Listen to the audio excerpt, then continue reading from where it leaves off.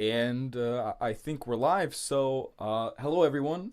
I'm Larry, and this is the second episode of Method and Madness. I'm being joined here with Ibis and Nikos, and today's topic is the rich. Are they parasites or are they producers? And I would like to open up this conversation with a particular concrete, example that I had not too long ago. A conversation between me and my dad. So I was kind of doodling on one of my hands, and I drew like a money sign, and my mom saw it or whatever. And she said, "Well, money is kind of the root where a lot of evil and terrible things happen." And I said, "I disagree." My dad heard me, and he said, "What did you say?" And I said, "Well, I disagree that the money or the love of money is the root of all evil." Then he kinds of go into a bit of a tangent how a lot of horrible things like robbery or drugs or whatever centered around money in some aspect. And the I would like to throw the question out there to Nikos. What would be kind of like the error in this kind of thinking, of that money is the source of some type of evil, despite when we look around, it is money that has brought human peace, that we can trade with one another without stealing or robbing and killing one another, that we can just trade peacefully? Yeah, so the answer I would give is that usually people might expose the darkness of their character with going after values that they don't deserve. And quite often this looks like money. You are after money. But it's not only with money. So, for example, I'm reading the history of the gulags, the concentration camps, the labor camps in Soviet Union. And you see all sorts of horrendous things. You see people trying to cheat, steal, take stuff from other people. And what will you say there? That the root of all evil is your half plate of lentils? No. People go after things often when they don't deserve them. And this is the root of not all evil, but this is the root of evil. Trying to get after something that you haven't earned, and trying to steal, trying to cheat, and trying maybe to get the self-esteem from something which should be the result of your work, but you want to put it in Ayn Rand's terms, you want the result without the cause. You want the money without having earned it. But it's not only money. So when people say money is the root of all evil, so I would say, okay, do this thought experiment. Take away money. And we have, for example, I don't know, lentils, or we are in a prison with cigarettes. Would you then say cigarettes is the root of all evil? So usually when people say money is the root of all evil, dig a bit deeper, they mean going after values is the root of all evil, or material values is the root of all evil, which is, and if I want to be lenient, they might mean going after things and wanting a lot of things that you haven't earned is the root of all evil. But money is just what is at the forefront of this anti-material attitude they have. By the way, you're going to listen to this from communists, but also from Christians. I would get this catechism from my religious grandmother. So that would be my introductory thing, that usually when people say money is, they have another agenda which has other things and not money. They just use the term money because most people, because that's how we are socially conditioned, we think, yeah, of course, money is bad. Money is the root of all evil. Yeah. What's interesting is, and I think immediately what pops into my head and a lot of the detractors' head are people who would wonder, yeah, Nikos, we agree with you. That makes sense. But even if we take away money, what we're really trying to get at is the root of all of this is greed and people being greedy. And that term gets thrown around a lot. Is the way you use trying to get the unearned. Is that what greedy means? You even mentioned the Christian connection as well, greed and almost being a deadly sin, almost gluttonous. Sometimes they interchange the two, and this is the depiction of the rich, or those who deal with money and love money. So what would you say to that? Okay, first I would say define me what greed means. Because here's the example I usually give to my sociology students who all agree that greed is bad. I saw them a picture of Michael Phelps with his innumerous golden medals, Olympic medals. Is it greedy having won 18 medals to want to win the 20th and the 21st and the 22nd and the 23rd? And usually they say no. So what should Phelps say? Should say, okay, now I pack up, I should give a chance to someone else to win Olympic medals? Obviously, no.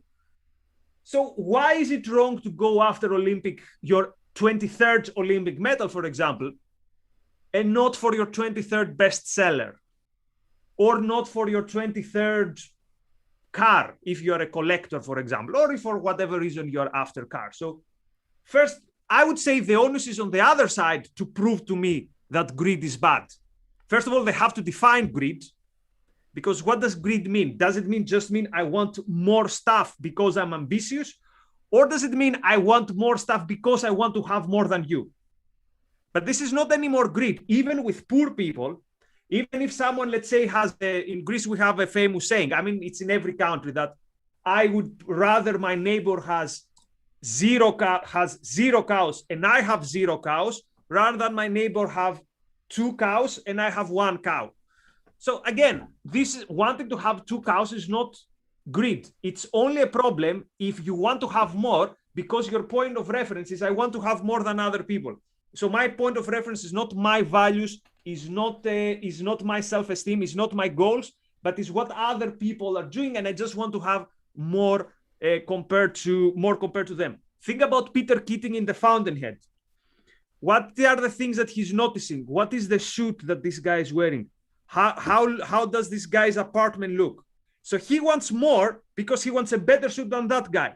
You could say this is greed, but this has nothing to do with someone who wants, let's say, more to achieve more stuff in life because he likes what he does and he's after value. So I would say, define me what greed is, and show to me why going after more things is bad, if someone would put it this way. I think this is interesting to kind of tie in on the higher level of what you're saying. This super chat here from Mary Allen, and what I was about to say is, the super chat says, if money is evil, then why is it good for me to put it in the collection basket at church? And kind of to that, and to the issues you brought up, I believe the way people think about this today is, well, it's because I'm doing it for others. And this is where they really get to the big push against, we don't necessarily hate successful people or rich people, or, these words, greed. They'll even say sometimes these words like greed that we're throwing around here, let's not get bogged down in the semantics. The real problem is that people are chasing money, chasing their ambitions, wanting more than you, and they don't want to do anything for society or even other people besides themselves with it. All they want, it's all for themselves. Okay. So it seems like the default is that you should do something for society, but because you're not doing something for society, is that inherently you're taking away from society in some aspect, is because you're not going towards them. So they have this altruistic default automatically, and that's kind of their conception of greed. Nikos, you carry on what you were going to say.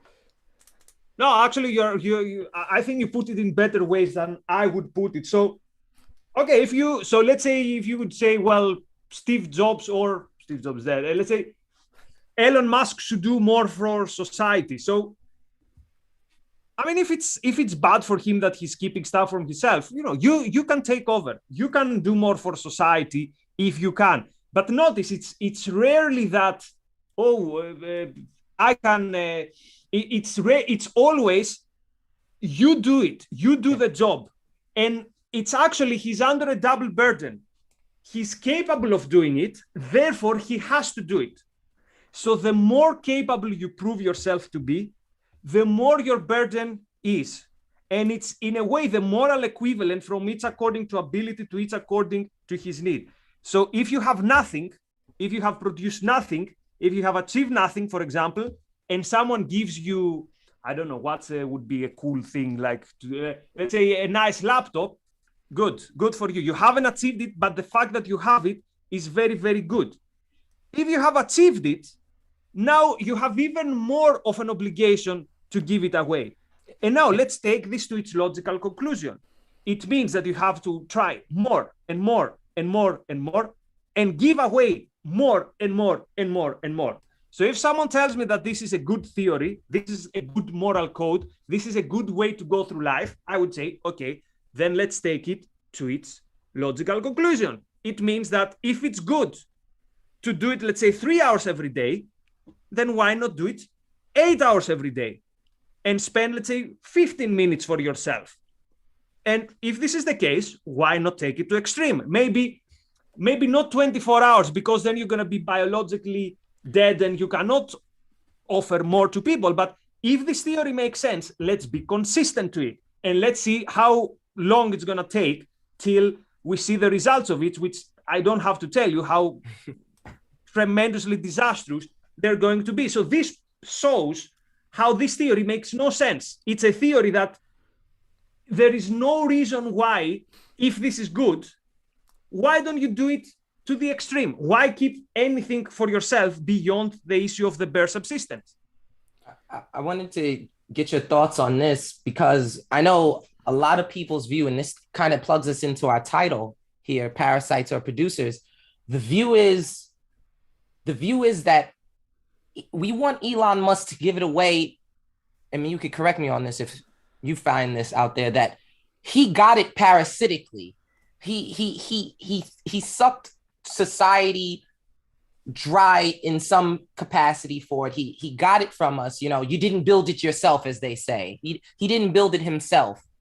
And it was society that helped him gain his knowledge somehow, or helped him do his business. It was society as the customers, and he kind of extracted from them this achievement, they'd say. They wouldn't even, you know, we call it achievement, but it's really just he extracted it from us, and therefore he should give it back. And one of the tie-ins to this, a concrete example I thought that's interesting in this thought, and maybe you could give some more on it, is the fact that a lot of people point out how people don't have this problem with, say, celebrities, entertainers. They don't demand necessarily entertainers and artists give up their money. You know, oh no, not them. It's these, you know, producers, these business moguls, and all the words that they've, you know, erected. Oh, go ahead. So this second part of the question is super important. So let's keep it on the side because we need to return to it. But Okay. Let's start with the first part. Let's reverse engineer. What would the parasite look like? I would take the issue of Steve Jobs, because with Elon Musk, because of the subsidies with Tesla, it's a bit more gray area, although the moral argument, they would make the same argument even if he wouldn't take subsidies.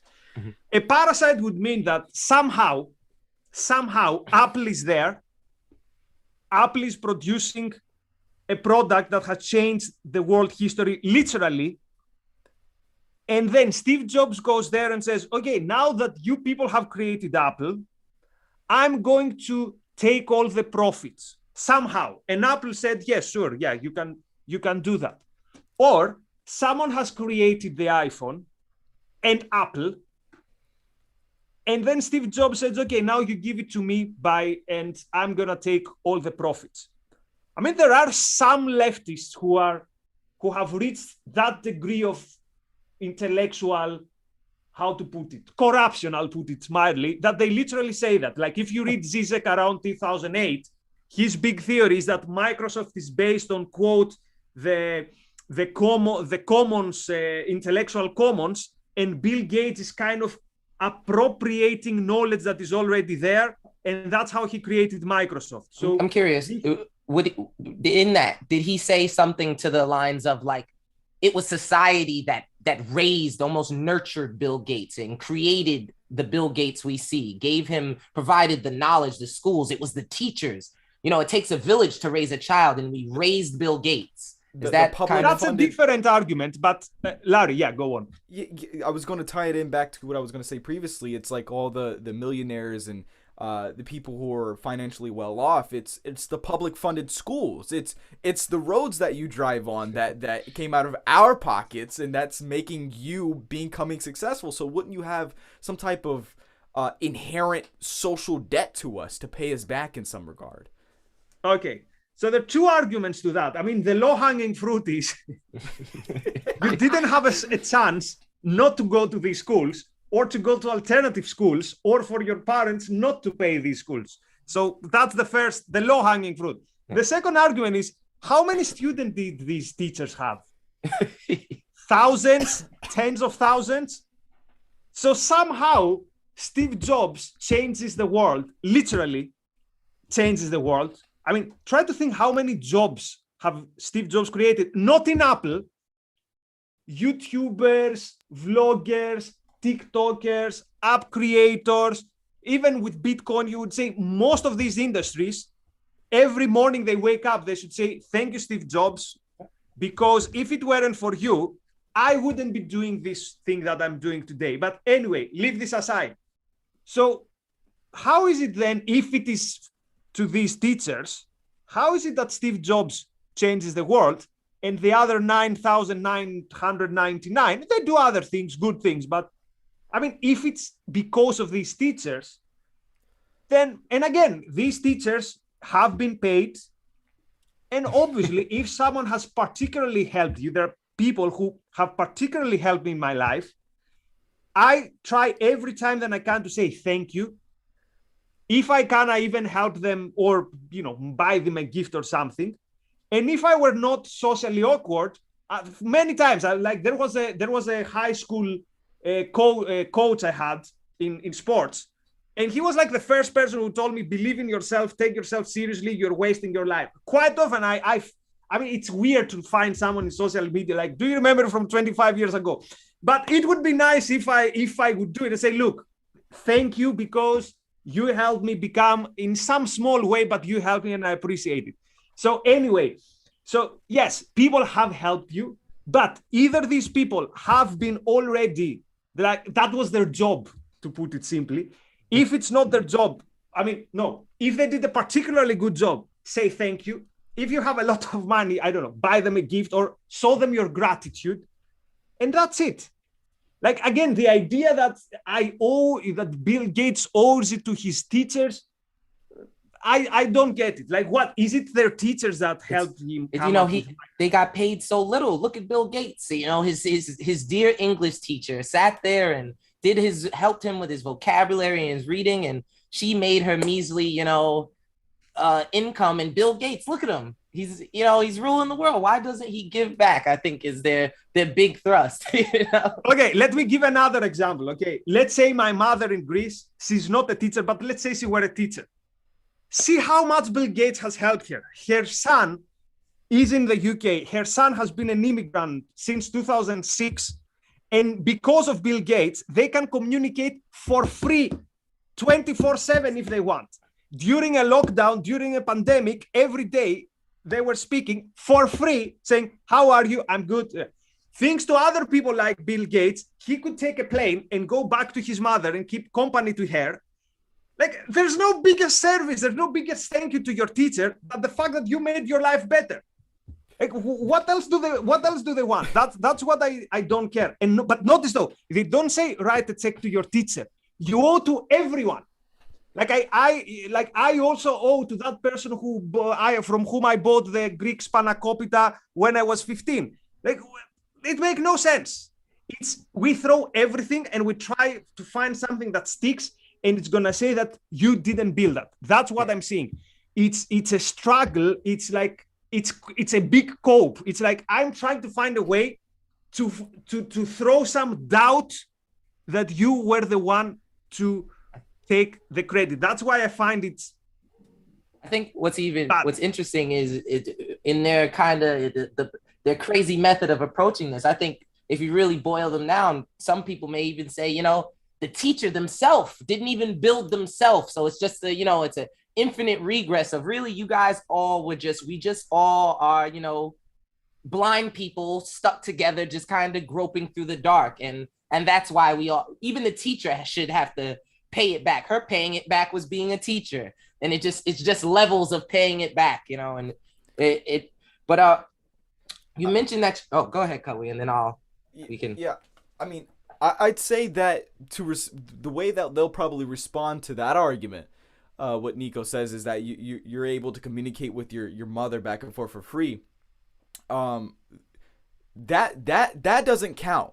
because you making that was for a selfish gain. You For got profit. money in return for that. You had profit on that. So the only way that you could actually contribute to society is by doing something that leads you no profit, that leads you no selfish gain.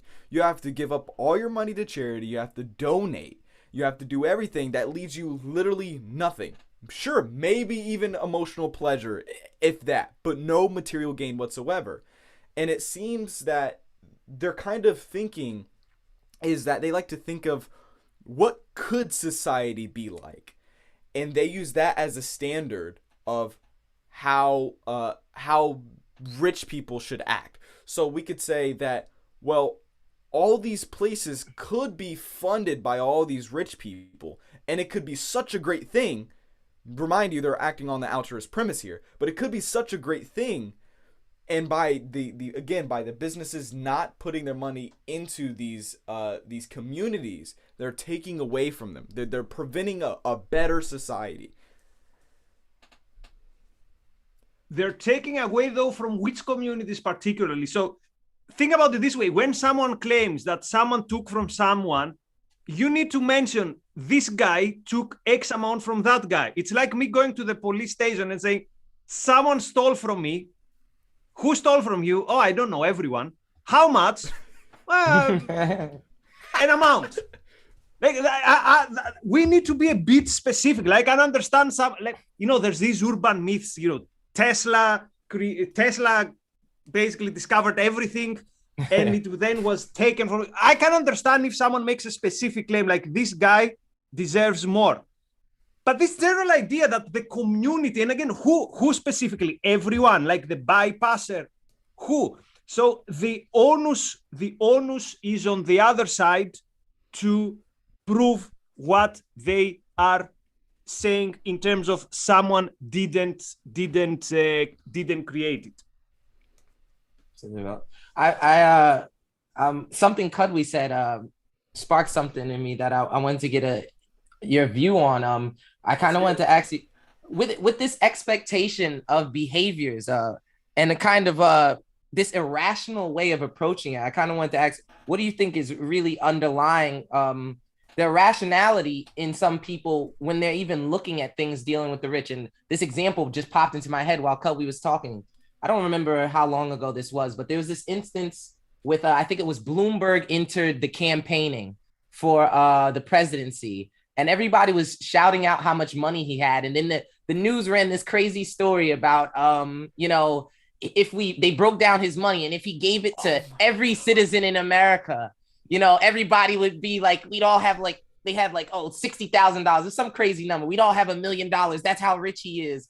And I'm not asking you to break down the math and why that's wrong, but what could lead people, even the news, like even the mainstream media, on something like math, like addition math? What underlies this crazy method of approach?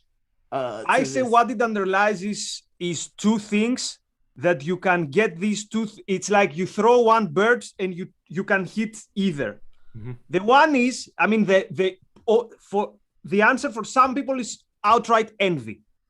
And again, I've experienced it in my leftist days. It's clear quite often that you see it as envy. So you hate the stuff that they have. You are not jealous in terms of, I also want it, therefore I'm going to work. So you are not Michael Jordan who sees Isaiah Thomas and the Detroit Pistons and say, I want what they have. I'm going to try to get the title from them. You say, I don't want him to have it. So that's the low-hanging fruit, right? Envy. The second thing is altruism. The idea that someone else having stuff for himself is bad. Therefore, you can throw the accusations to the rich, and whether you're going to hit the one or the other, they both cling. Because the people who are envious, they're going to cheer you up because they also hate the guy. Everyone else who is not outright envious, but maybe they're well-meaning altruists, they haven't tested their premises, they're not professional philosophers, whatever. They will say, yeah, okay, it makes sense. Like, okay, this looks like a good guy, but he's rich, or they can religious, the usual thing, the camel, it's easier for the camel, this phrase. It's easier. I have it in my mind in Greek. Yeah. The camel reaching through the eye of a needle. is easier than a rich man going through the eye of a needle. Yeah. So you can be a hater of the successful under either of these two premises, under either of these two, let's say, mindsets, and you can be sure that you have a big group of people who are gonna be with you. So that's the obvious answer. And I would say there might be a very small category where life itself and where you live, for example, might have given you this. So, for example, if you live in a super corrupt place and the vast majority of people who are successful are via corruption, yeah, you could. But then at some point, you reach a point where you understand, okay, this guy is corrupt, this guy is not corrupt. Like, this cannot be your whole view. So there can be honest mistakes. But when this becomes like the prism through which you see life, I would say then there's something else there. I'm glad that you brought up envy, because it goes into a point that I wanted to make eventually down the road. Wouldn't the people who claim that rich people are bad and they're parasites, don't they become the exact same thing that they want to destroy? If they're setting type of or trying to put in government, regulations that punish merit, that has caps on how much you can make, or kind of all these types of regulations that just generally punish merit and virtue for the sake of society and the common good, wouldn't that be depriving the rich of their own virtues for the sake of society? And that would be basically a parasite, sucking and feeding off of them and what they produce as a whole. Yes. And the question is, how can they miss this? So we have to think, what things do they have in mind that make them blind to that? The one is that they have been taught that the rich don't deserve it. And because they're second, they don't think for themselves, or they haven't heard any other view. So, for example, till I was 31, I hadn't heard a single view that said that labor theory of value is wrong. So even classical economists would say, yeah, labor theory of value makes sense. By the way, for people who don't know, according to labor theory of value and the theory of surplus labor of Marx, your profit comes from exploiting someone else. So there you could say, okay, it's not parasitism because you give something that these people deserve to the people who deserve it. So this could be one auspice under which you can have this view and not see the blatant contradiction. Another thing is this idea that giving away stuff is good. Therefore, those who receive it are not parasites because they're in need. And if you're in need, it's like a trump card. It's a night of jail card. If you're in need, anything goes. So you see that, how did Rand put it? Every bad philosophy is a system of rationalization based on whether you're going to go with X bad philosophy or of Y bad philosophy. You can have a different rationalization on how you can miss this thing that, as Larry said, I mean, it should strike you in the head that there's some contradiction here. So I think I have a beautiful concrete point that just integrates this all, and it's going to move us into the next topic. And I want to thank the evil corporate algorithm of social media for me that showed me this right before I found out that Nikos is going to be joining us. So recently you talked about Dave Chappelle's situation, and he just did a response to that. And not to get into that. Wait, Chappelle responded to me. No, not to you. Oh, that would be awesome. Soon. I hope he's watching right now. But he said, one of the things he said, I'm not going against, I know it's not the LGBTQ, it's not these people or that community, it's not individual people. He said, it's the corporate interest. Of course, I thought, who's the corporate interest trying to interest, but also he and then later on he makes a statement, but if it wasn't only for this individual guy, this top CEO at Netflix who's still riding with him, some of his work, this documentary or whatever he did wouldn't get out. And Dave Chappelle's a pretty wealthy guy. So I think this ties into what Cuddy was talking about in this envy thing, and I want to get your view on it. What is and also the celebrity thing that we put off till later. This is great, right? This whole idea that it's this corporate, I'm a rich guy, but it's the corporate interest. And it seems like this is the ultimate trump card. Once you say it's the corporate interest, it's like, it's better than the Illuminati. It's like it's obvious to people. Like, of course, duh. It's these evil corporations and they want money. Like to the point where the amount of times they say that people want profit. It's like at one point you're like, what makes money to you guys? Just lying at this point. But can you go ahead, Nikos? So okay, so with Chappelle, again, it's the lazy easy option. It's big corporations behind it. And it kind of makes sense because, I mean, you could either come from a positive point of view and reach this bad conclusion. So we grow up with myths like David versus Goliath. It's what Elan Zurno in What Justice Demands calls the underdog principle. I mean, it makes sense to like David opposite of Goliath because David is the good guy. Or, I come from a small country, Greece. When we beat Soviet Union in the final of the European Championship in 1987 in basketball, a country of 10 million beat a country of I don't know how many, like tens, if not hundreds of millions. So there is something pro value that you like when the underdog wins, right? I mean, it could be something which you say, okay, that's nice. Now, again, if you're super lazy and you stop there, and then you think that anyone who is the Goliath is bad. Like even the stuff that something has size, big size, is bad. So this is just intellectual laziness. And again, when you don't do the thinking for yourself, someone else is going to do the thinking for you. And all the intellectuals today who are doing the thinking for you, Dave Chappelle or anyone else, they're telling you big corporations are bad. And again, it's very tempting, even for us. Like I use the term big tech because I recognize there's something there, some ideological conformity, something that I don't like. So how do I lash out against them? You're big tech. I call them the collectivist of tech. There is something to this idea that, but it's laziness. It's laziness, and it's not the right way to view the world. Because as Elan Zurno says in the book, if we take this principle to its logical conclusion, for example, we should be with Al Qaeda versus whoever they're fighting, because Al Qaeda is an underdog, or any terrorist group, if you think about it, is an underdog, or even the mafia is an underdog when they have to deal with the states, like the people who are going to break your legs. They're the underdog if you compare them with the police. So what does this mean? We should be with the mafia who's going to break your legs and not with the police because the one is small and the other is big. But again, there's something intuitively to this.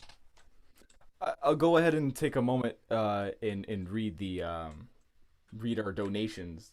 We got another one from Mary, but I do apologize not being able to pronounce the whole entire one. But Mary, she says, but then there's no money to develop new stuff. I think why she's saying that is what I said a long time ago, that the only way that your contribution to society is valid if you have no profit, and if you have no profit, then there's no more money to develop new stuff, and therefore no iPhones and no more technological developments. And we have another one from Thesis Surface, which is a $5 donation. Thank you guys. Thank you. I think it's interesting. I wanted to see, Nikos, if you saw a connection between what Kadwi just talked about and what we put off till later. This idea that entertainers, Hollywood folks, actors, they could be filthy rich, but not them. It's the corporations, it's the conglomerates, the big, the guys in the suits that are the problem. So by the way, one of my favorite hobbies is to collect old photos of Stalinist and communist politicians with three-piece suits. So the suit used to be cool even for communists. So why now they call suits as if something is bad? Anyway, so, okay, I don't want to use like objectivist lingo, what I call the party line, but now I will use the party line. So for me, this is the fact that, for example, a businessman is bad, but a scientist is good. Or someone who is after, money is bad, but a poet, even if the poet is super rich, is good. For me, this is classic mind-body dichotomy. I cannot give any other explanation to that. Like, particularly the issue of science is very, very, very interesting. Someone is locked in a room. They create something. They fix something. and you never hear this thing would never benefit your life if it stays there. Here comes a businessman, something as the intermediate between the scientist and you. So the intermediate says, look, I'm going to take this thing that the scientist created, I'm going to give it to you, and I'm going to put it to your service, and at a small cost, and I'll pay the scientist. Suddenly, this is bad. Explain this to me, how people can come to this conclusion if it's not the body-mind-body dichotomy. The world of the spirit is good, the world of the matter is bad. It's good to come up with great ideas, it's bad to put these ideas to practice. This makes no sense. And again, anyone who claims it, they have to explain to me. So would you rather all these great ideas of the scientists to be locked in the scientific lab? Or let's put it differently. Would you rather Michael Phelps, that he would put his mind into winning Olympic medals, but he should become maybe poorer out of this? Or he should want to be a swimmer but not achieve it? Or if he achieved it, he shouldn't win the medal? So it makes no sense. It's a moral system that makes no sense, even at the most fundamental level. It's not that we have to dig deep. Even in a shallow, superficial level, it does not make sense. Like, why is Tesla, who did not make money, better than Edison, who put the light bulbs here? Like, this thing with Tesla, I really don't get it. I don't know if you've realized he's become a meme. He's become a meme based on legends, on things that are not even true. Why? Because he did not make money. I live in the town of Tesla. His bust is right at the train station. I see it every day, and I'm a big fan. And it is a very. I'm also a fan, but let's be fun for the right reason. Yeah, his business acumen wasn't that great, and it didn't help him. But what's interesting to me is this connection with envy and people not being able to earn. It's the material earning, like you said, that mind body, and it seems as if it's the real problem is, or one of the problems is that spiritual, that emotional, that vibe, that energy isn't being linked to the collective, to the group. Almost maybe this is even a religious connection. The first and primary thing that they want from you is your faith, is your love of the great, thing above, the great thing above us. And if the rich don't kowtow to that, if you're profiting off of your sales too much in this world, too much with the material gain, it's not enough about the group. It's not enough about society. It's not enough about the pleasing others. It seems like they really, really want you to kind of please others and kind of kowtow to our groupthink. Almost. Is that okay? Can we ask them why? No earthly reason can be given for that, I suppose. I haven't heard one yet. But and notice though that when you ask them these questions, they're gonna answer with bromides like, "Oh, but you cannot survive alone." Like, I never claim I can survive alone. All I said is, why do I owe everyone and not the people I choose to cooperate with? Why should my life be at the mercy and to the service of everyone without me choosing it? And how is a relevant answer to the question that I asked, the question that you people tell me, the collectivist, "Oh, you can't live alone"? I didn't say that I can live alone. I said that why does my life have to be at your service? You, everyone. And their answer is, bro, you can't live alone, or, no man is an island. Like, we're having two different discussions here, dude, would be my answer.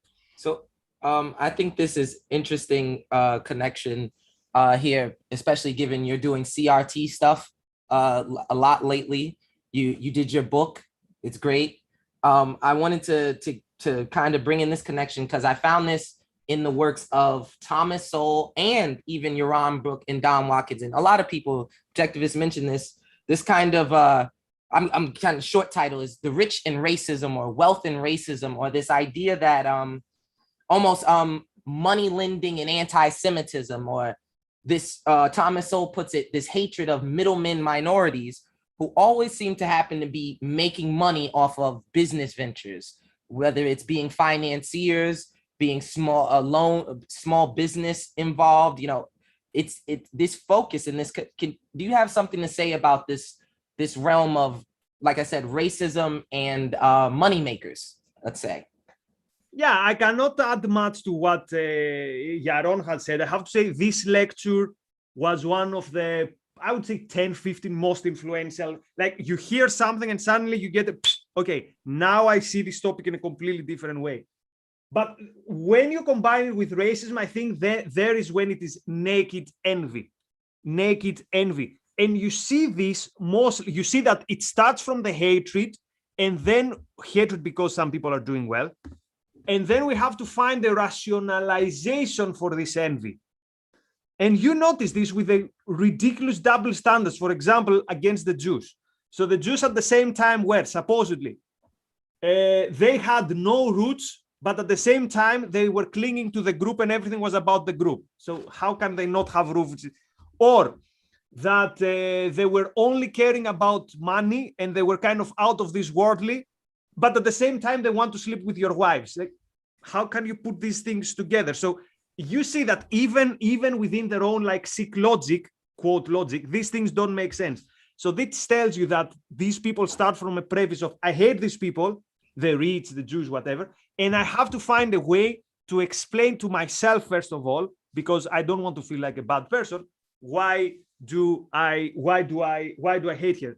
And with Thomas Sowell, particularly, the 3 books he has written related to race, I don't, they have kind of similar titles. He gives many examples of minorities who are hated because they are successful. And of course, he also gives examples of minorities that, despite the fact that they're hated, they are successful, which kind of begs the question, then how do you explain that every disparity today is explained by the fact that, oh, this group is not doing so well, they must be discriminated against? I mean, they might, but again, there is an onus of proof. You can't just say, well.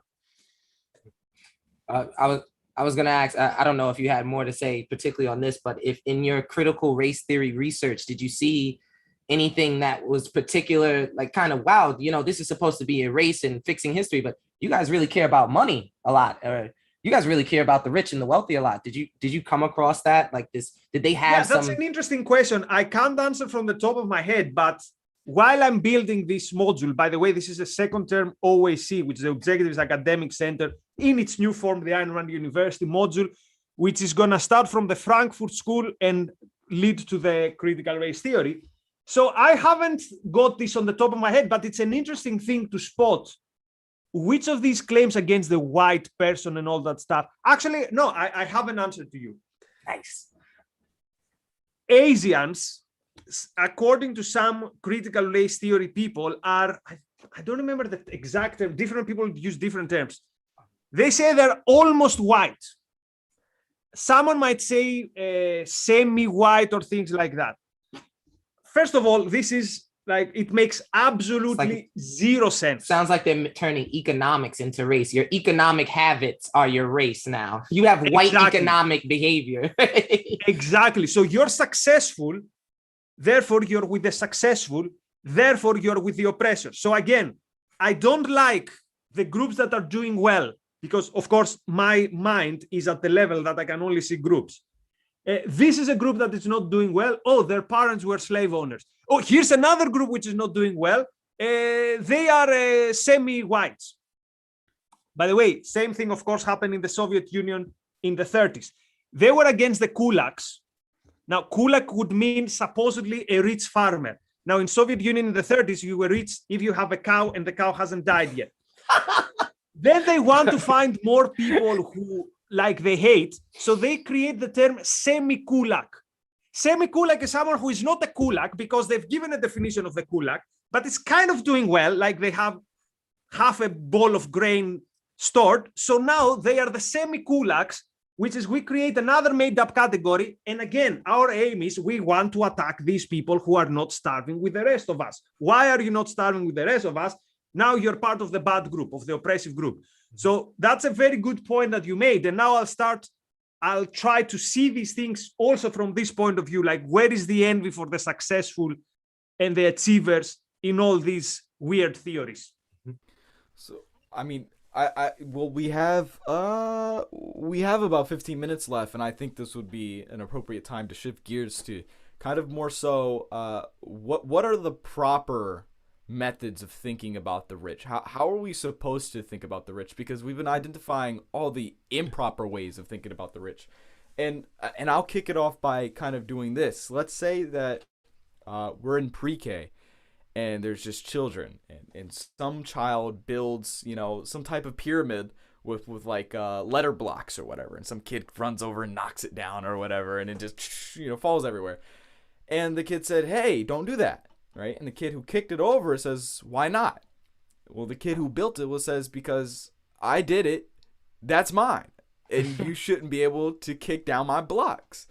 So it's kind of the same principle in economics and in the social atmosphere. It goes down to what you were saying earlier, right?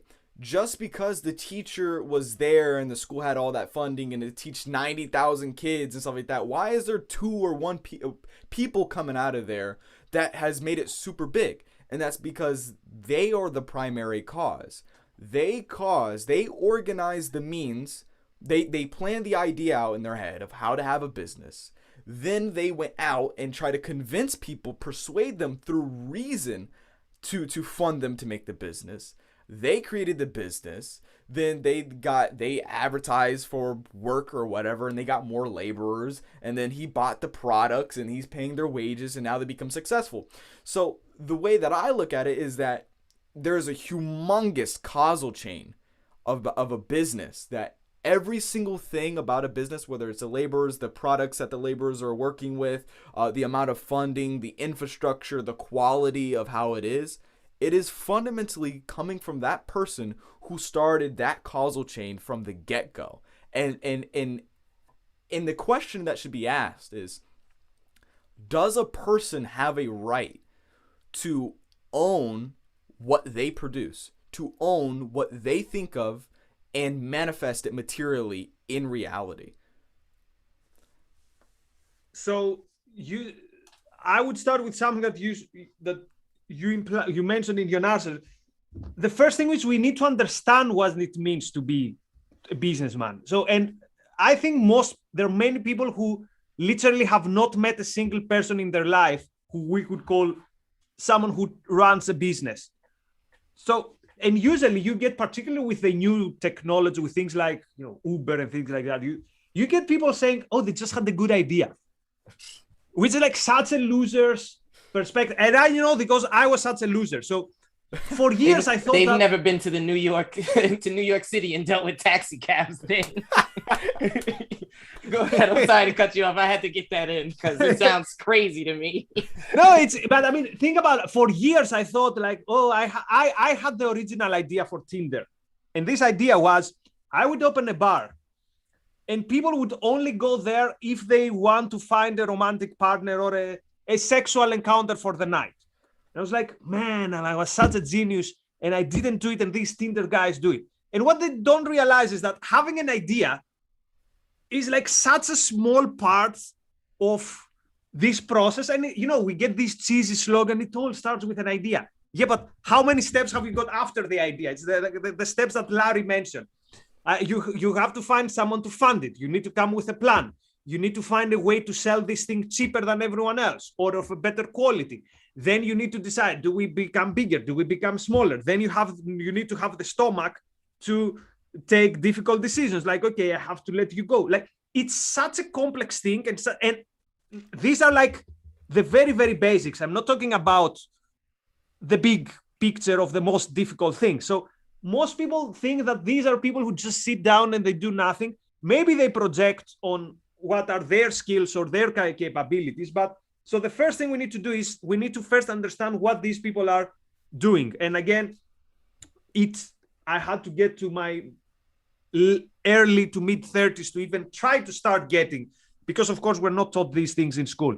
In school, we learn the important things, like we go to recycle stations, for away days, and we see how recycling is done, because apparently these are the things that you need in life, but we don't go to find how a business works. So the first thing is to do that. The second thing is you need to ask yourself, how have these people benefited me? Like, I look around, I see a computer screen, and I already think, okay, like, again, try or do a thought experiment. Try to think the lockdowns without three people, without Bill Gates, without Jeff Bezos, and without Steve Jobs.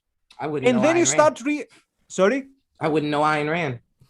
Sorry, we wouldn't be here. We wouldn't be here. Literally, we wouldn't be here, right? But try to think the whole lockdown. Like, I was saying to myself, like, imagine you have to communicate to home and you have to wait. I mean, I'm old enough to remember there were public phones where you'd throw coins. And as the phone would go on, you need to figure out, do I have enough, quote, credit? Then you'd have to throw another coin. Like, this was your life without these people. Or not to go to more important stuff, like, you know, what happens when you get sick, how you go from place A to place B. And then you need to ask yourself, would I be able to do these things myself, even if I had 55 lives? And then you start realize what is the role of these people. I think there's a scene in Atlas Shrugged, I don't remember if it's Goldsmith or, which says that basically what you do is you need to step at the middle of the wilderness and ask yourself, if it weren't for other people, how long would I survive here? And what would be the quality of my life? And then you start realizing who is benefiting whom and who is, quote, exploiting whom. I'm paraphrasing. Perfect. But that would be, so first, understand what these people are doing, and then try to figure out what your life would be without their ability being at your service for a price which is low compared to, quote, low compared to what it gives and what it adds to your life. That was perfectly put. I have here probably the most pertinent question on everybody's mind. And maybe you guys, this is a little clippable moment here, but I had to ask you, Nikos, and this, you see this everywhere, I'm sure you've heard this, are objectivists just massive sellouts and shills for big business, Nico? Okay. And if not, what makes you different than the alleged other defenders of business? Why are we not just complete kowtowing to big business and letting them do whatever they want? In our world, you know, we'd have McDonald's - government extraordinaire LLC running our whole lives. I mean, first of all, I would reverse the question to them. Don't they say that, you know, we owe a lot of thank yous to, you know, our teacher and all that stuff? I mean, I don't disagree with that. But again, it's an issue of justice. You say, look, you people have added value to my life, or I think your people are stupid, so I criticize you. But I understand that no one has a right, just because you're too big, to come and tell you that, okay, now because you are big, we need to take stuff away from you. So it's an issue of justice. And I wish big business would be like, hey, objectivists are our best friends, so yes, here's our money. I mean, I wish, if any big business is watching, which I probably don't. But okay, so he gives a great lecture, guys. So, but that's the thing. It's an issue first and foremost of justice. So for me, it's an issue of consciousness that I have to defend these people first and foremost. And second, because I'm not a communist anymore, I don't like the from each according to his ability to each according to his need. But if you think, what is the take of Republicans when it comes to big tech? They say, we understand that a baker has no obligation to bake a cake if they don't want. But the baker is small. It's a small business. We respect it. But because Facebook is big, now they have a duty. Sorry, Republicans, this sounds to me like from each according to his ability to each according to his bid. Because your ability is big and you've become a big company, now you don't have rights anymore. Now you owe everyone. You owe a platform to Trump. You owe a platform to Milo. You owe a platform to Alex Jones. You owe a platform to everyone. Because you are big. So again, I'm not going to fall to that level of communist thinking. I've left it in the past. So I pass the baton to the Republicans to hold these ideas nowadays. I'll go ahead and read some donations. We got another one from Mary a couple of minutes Mary Aline. ago. Thank you, Mary Aline. She said, who decides how much earnings is too much? Well, what decides it is how much need of the rest of society is. That's obvious, guys. And yeah, then, but then again, where do we stop? So why should we stop within the borders? Like I've had this discussion with a communist in Greece, and the answer was within its states. Like why within its states? I mean, if murder is bad, you wouldn't say stop murdering at the borders, but when you pass the borders and you go to Bulgaria or to Albania, then it's okay. No. So if you owe to everyone else, why not do it till all 7 billion people profit from your work? So again, this is not a proof that their theory is wrong, that it doesn't make sense, but in a way, it's a good tool for them to kind of get how it doesn't make sense. Another one we got from Bradola. We have it's not a $5 one, it's a foreign currency, and I'm not fluent in foreign currency. But it says on the mind body. Wait, it's euros. It's not.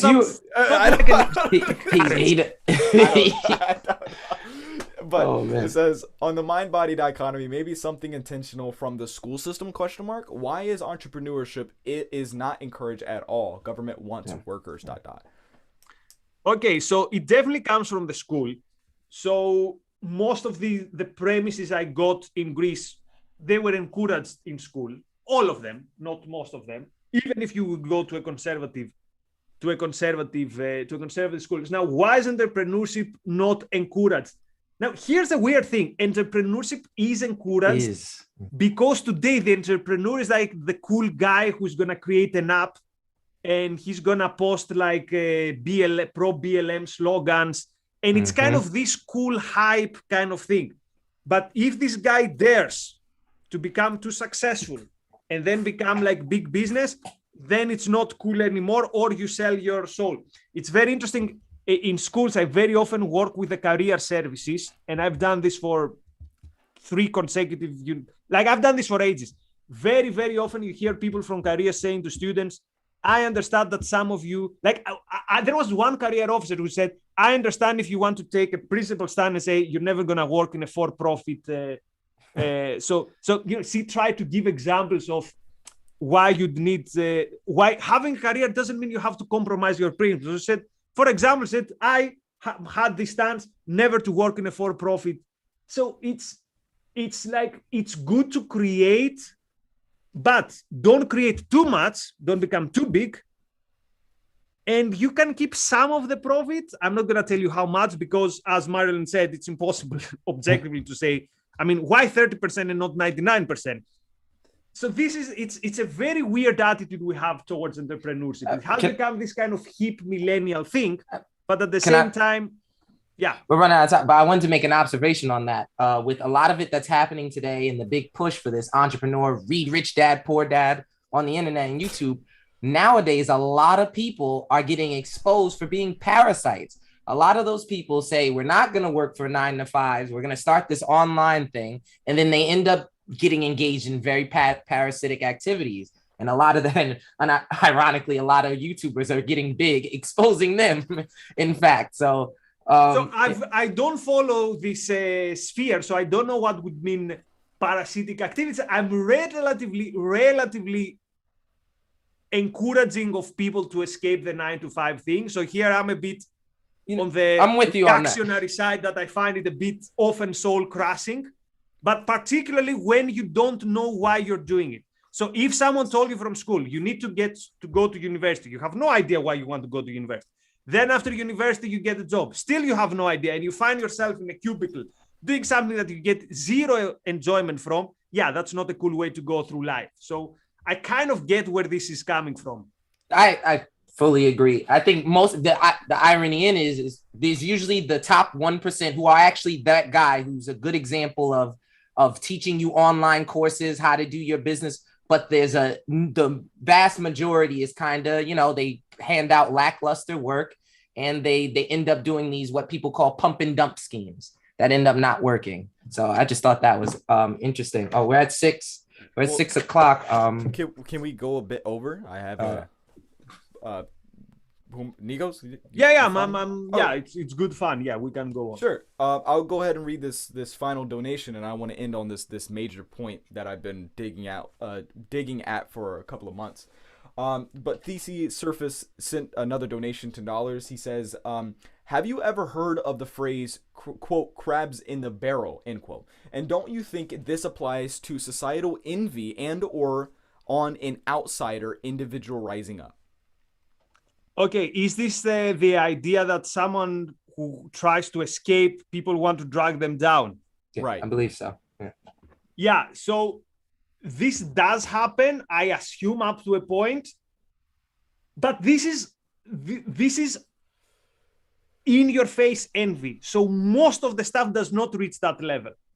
And you can even have this in terms of, let's say, a mother loves her son too much. It's like, stay here.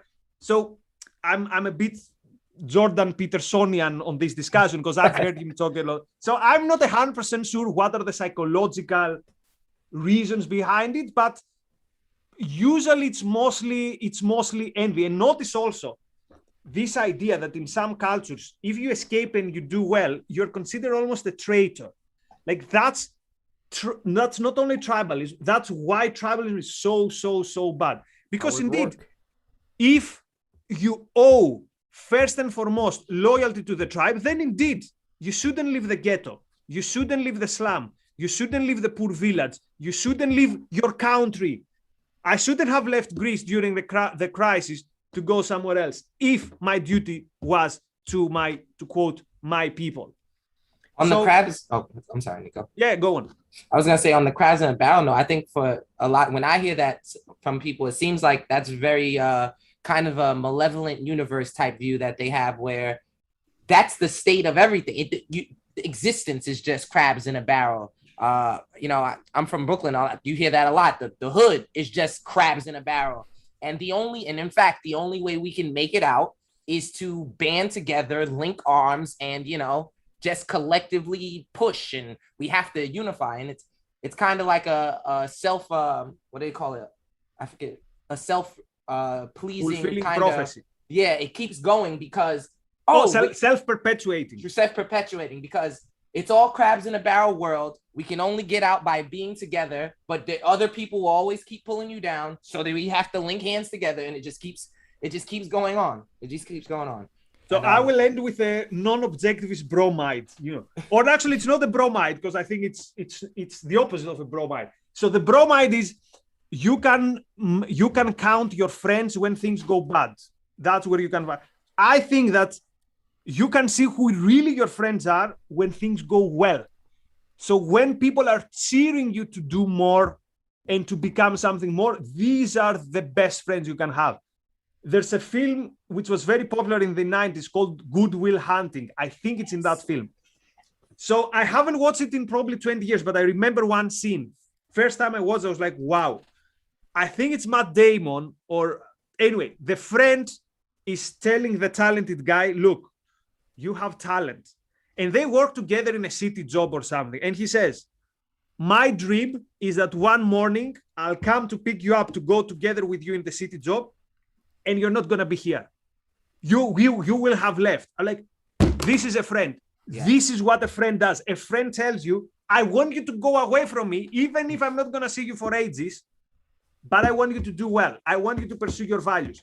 So this would be for me the good friend, the friend who is with you when things do good. Because as Dominique says in The Fountainhead, when you look down to people in pity, it's easy. When you have to look back, your neck aches. So I'm Team Dominique here.